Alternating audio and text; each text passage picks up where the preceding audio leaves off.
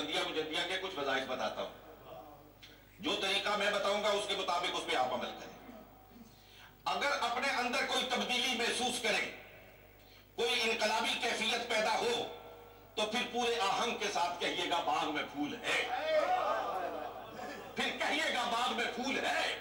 اور اگر اندر کوئی کیفیت پیدا نہ ہو, اگر کوئی تبدیلی واقع نہ ہو, تو پوری شد و مرد کے ساتھ انکار کر دیجئے گا کہ سب فراڈ ہے, کوئی پھول نہیں ہے. کہنے لگے بہت معقول تجویز ہے, میں اس پر عمل کے لیے تیار ہوں, آپ مجھے بتائیے. آپ نے کچھ اورات, کچھ وظائف تلقین کیے. گوجرا منڈی کے رہنے والے تھے, چھٹیاں ہو گئی, اسی اسنا وہ اپنے گاؤں چلے گئے, گوجرا منڈی پہنچ گئے. حضرات یقین فرمائیے قاری صاحب نے بھی غالباً وہ خط دیکھا ہے, وہ دربار شریف میں محفوظ ہے. 1 مہینے کے بعد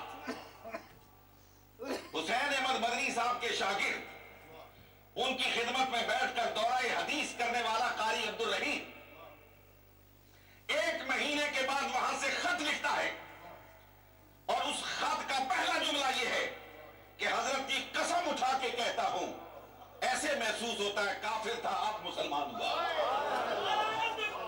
ایسے محسوس ہوتا ہے کافر تھا اب مسلمان ہوا. اور پھر عقیدت اور محبت کے اس درجے پر پہنچے, قاری صاحب جانتے ہیں کہ پھر انہوں نے گوجرا منڈی کو چھوڑ دیا, کوٹے میں آ کے بسے رہے. کوٹے میں ایک طب کی دکان کھولی, وہاں رہے, جمعرات کو بغداد شریف جانا, رات حضرت صاحب کے پاس رہنا, صبح واپس آ جانا. ساری زندگی وہاں گزار دی. لیکن میں آپ کو ایک بات پھر بتانا چاہتا ہوں, یار آج کل لوگوں نے پیری مریدی کو بھی ایک سماجی ڈھونگ سا بنا دیا ہے. ایسے لگتا ہے جو پیر صاحب کسی تخت شاہی پہ بیٹھے ہوئے اور مرید کوئی غلام ہیں جو بیڑیوں میں جکڑے ہوئے نیچے فرش پر بیٹھے ہوئے ہیں. یہ پیری مریدی نہیں ہے. میں صاف کہنا چاہتا ہوں, یہ پیری مریدی نہیں ہے. یہ تعلق اور ہے یار. یہ نسبتوں کا تعلق ہے, یہ محبتوں کا تعلق ہے, یہ وفاؤں کا تعلق ہے, یہ باہمی احترام کا تعلق ہے. باہمی احترام کا تعلق ہے, یہ ایک دوسرے پر قربان ہونے کا تعلق ہے. ہاں, یہ تصوف ہے, یہ روحانیت ہے, یہ پیری مریدی ہے. میں نے خود اپنی آنکھوں سے قاری عبدالرحیم کی وفات پر حضرت صاحب کو دیکھا کہ آپ ان کو غسل دے رہے تھے, خود اپنے ہاتھوں سے پانی ڈال رہے تھے, خود اپنے ہاتھوں سے پانی ڈال رہے تھے, اور نیچے 10 سال جو ہے وہ غسل دے رہا تھا. سارا پانی حضرت صاحب نے اپنے ہاتھوں سے ڈالا. دوستان محترم, وقت بہت تیزی سے آگے گزر گئے, بہت تیزی سے, اور مجھے آپ کی تھکن کا شدت کے ساتھ احساس ہے. 1-2 باتیں عرض کر کے اس کو میں ختم کرنا چاہتا ہوں.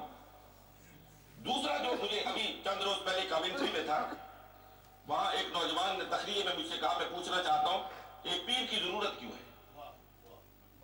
چلو روحانیت تو ہوئی, ٹھیک ہے, سجدے کرو, رکوع کرو, قرآن پڑھو, تسبیح کرو, تحلیل کرو, دل کے اندر ایک کشادگی پیدا ہوتی ہے, دل پاک ہوتا ہے, صاف ہوتا ہے, شفاف ہوتا ہے, اس پہ طہارت پیدا ہوتی ہے. لیکن آخر یہ پیر کی ضرورت کیوں ہے؟ کیوں ضرورت ہے اس بات کی؟ میں نے پہلی بات جو ان سے عرض کی تھی, میں نے کہا دیکھو, سب سے بڑی حکیم ذات, سب سے بڑی دانا ذات, بلکہ داناؤں کو تخلیق کرنے والی ذات اللہ رب العالمین کی ذات ہے. اگر صرف کتاب کو پڑھ کے انسان کا تزکیہ ہو سکتا, اگر صرف کتاب کو پڑھ کے انسان کے اندر انقلاب آ سکتا, اگر صرف کتاب کے ذریعے سے دنیا کے اندر کوئی تبدیلی لائی جا سکتی, تو پھر 1,24,000 پیغمبر مبعوث نہ ہوتے. پھر 1,24,000 پیغمبر مبعوث نہ ہوتے. کتابیں آتی نہیں, لیکن ان لِتُبَيِّنَ لِلنَّاسِ مَا نُزِّلَ إِلَيْهِمْ, پھر ان کتابوں کو کھول کھول کر بیان کرنے کے لیے پیغمبر بھی نازل ہوتے رہے. میں نے ان سے ایک بات کہی, وہ بہت بڑی مختصر سی بات تھی. میں نے کہا میں آپ کو ایک حدیث سنانا چاہتا ہوں. میں نے کہا سیدہ طیبہ طاہرہ عائشہ صدیقہ رضی اللہ تعالی عنہا کی روایت کرتا ایک حدیث ہے. سیدہ فرماتی ہے کہ سید دو عالم صلی اللہ علیہ وآلہ وسلم رات کی تاریکی میں جب سجدہ ریز ہوتے تھے, جب تسبیحات پڑھتے تھے, رب العالمین کی تقدیس کرتے تھے تو آپ کے سینہ اقدس سے اس طرح آواز نکلتی تھی جیسے ہنڈیا ابل رہی ہے. یہ بخاری شریف کی حدیث ہے, کسی سے بھی پوچھ لو, بخاری کی حدیث ہے. سید دو عالم صلی اللہ علیہ وسلم جب سجدہ ریز ہوتے تھے, تسبیحیں پڑھتے تھے, آپ کی زوجہ محترمہ امت کی ماں حضرت سیدہ طیبہ طاہرہ عائشہ صدیقہ رضی اللہ تعالی عنہا فرماتی آپ کے سینے اقدس سے ایسی آواز نکلتی تھی جیسے ہنڈیا ابل رہی ہے, ہنڈیا ابل رہی ہے. میں نے کہا اس کو مانتے ہو؟ کہا حدیث ہے, کیسے نہ مانوں, مانتا ہوں. میں نے کہا یہ روایت تو تم پڑھ لو گے کہ حضور نماز پڑھتے تھے, سر سجدے میں رکھتے تھے, تسبیح پڑھتے تھے, آپ کے سینے سے ہنڈیا کے ابلنے کی آواز آتی تھی. وہ آواز کیسی آتی تھی, وہ آواز کیسی ہوتی تھی مجھے, میں نے کہا تم بتاؤ کیسی ہوتی. حضرت عائشہ نے تو رضی اللہ تعالیٰ عنہ نے تو صرف تشبیہ دی ہے نا, تمثیلاً بتایا ہے کہ اس جیسی آواز ہوتی تھی, لیکن خاص ویسی آواز کیسے ہوتی تھی مجھے بتاؤ. میں نے کہا کوئی نہیں بتا سکتا. ہاں بتا سکتا ہے. کسی مرد درویش کے حجرے میں رات کی تاریکی میں جاؤ, جس وقت وہ اپنے آقا و مولا جناب محمد رسول اللہ صلی اللہ علیہ وسلم کی سنت مطہرہ کے مطابق سجدہ ریز ہو, تسبیح کر رہا ہو, تقدیس کر رہا ہو, اور اپنے آقا کی طرح اس کے سینے سے بھی ہنڈیا کی ابلتی ہوئی آواز نکل رہی ہو, تمہیں سمجھ آ جائے گا کہ محمد الرسول اللہ کے سینے اقدس سے آواز کیسے نکلتی تھی, کیسے آواز نکلتی تھی. صرف حدیث کو پڑھنے کے لیے فقیر کے دروازے پر دستک دینا پڑتی ہے. یہ یاد رکھیے گا جو پڑھے لکھے دوست ہیں, صرف حدیث کو سمجھنے کے لیے محدث کے دروازے پر, اس کے نکات کو جاننے کے لیے فقیہ کے دروازے پر, لیکن اس کی کیفیت کو جاننے کے لیے صوفی کے دروازے پر دستک دینا پڑتی ہے. جب تک صوفی کے دروازے پہ نہ جائیں.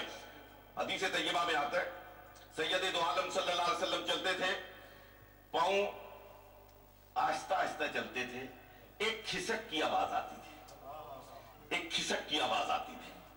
وہ کھسک کی آواز کیسی ہوتی تھی میں یہاں زیادہ بات نہیں کرنا چاہتا, لیکن چونکہ بغداد شریف سے تعلق رکھنے والے بہت سے میرے دوست, میرے عزیز, میرے بھائی, میرے مخلصین یہاں تشریف فرما ہیں, اور جنہوں نے حضرت کا دور دیکھا ہے, اور جنہوں نے مسجد سے گھر اور گھر سے مسجد کا تک دن میں کوئی 8-10 دفعہ کا سفر کیا ہے, وہ سب جانتے ہیں کہ سید دو عالم صلی اللہ علیہ وسلم کے پاؤں کی کھسک کی آواز کیسی ہوا کرتی تھی, کیسی ہوا کرتی تھی.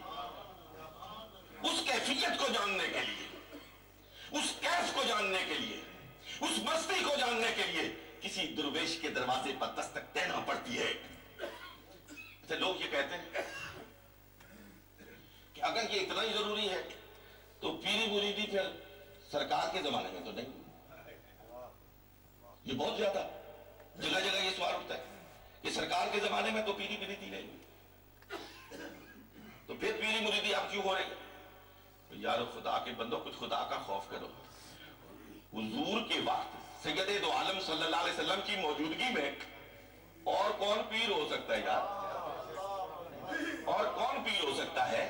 اور جہاں صدیق سامنے بیٹھا ہو, صدیق سے بڑا مرید کون ہو سکتا ہے؟ نہ صدیق سے بڑا کوئی مرید ہو سکتا ہے, نہ حضور سے بڑا کوئی پیر ہو سکتا ہے. سارے صحابہ مریدین محمد عربی صلی اللہ علیہ وسلم آتے, اور سب صحابہ کے شیخ سید دو عالم جناب محمد رسول اللہ صلی اللہ علیہ وسلم آتے. دوستان محترم, میں گفتگو کے آخری موڑ پر آپ کی توجہ اس جانب مبذول کرانا چاہتا ہوں کہ ہم اس مادی دنیا میں رہتے ہیں. ہمارا جسم 2 حصوں میں منقسم ہے, ایک یہ باڈی, ایک یہ جسم جو نظر آ رہا, آنکھیں ہیں, کان ہیں, ہاتھ ہیں, پاؤں ہیں, اور ایک وہ جسم ہے جو ہمارے باطن کا جسم ہے. اور مولانا کا اقبال پہ بہت اچھا مطالعہ ہے. اسی باطن کے انسان کو اقبال خود ہی سے تعبیر کرتا ہے, اسی باطن کے انسان کو اقبال خود ہی سے تعبیر کرتا ہے. اور ایک بات میری یاد رکھیے, جس طرح یہ آنکھیں ہیں نا, یہ سامنے کی آنکھیں ہیں، اسی طرح جو اندر بیٹھا ہوا ہے نا اس کی بھی آنکھیں، جس طرح یہ کان ہے نا میرے، جو اندر بیٹھا ہوا ہے نا اس کے بھی کان ہیں، اس کے بھی پاؤں ہیں، وہ بھی چلتا ہے، اس کی بھی خوراک ہے، لیکن یہ جو باہر ہے نا اس کی خوراک کیا ہے؟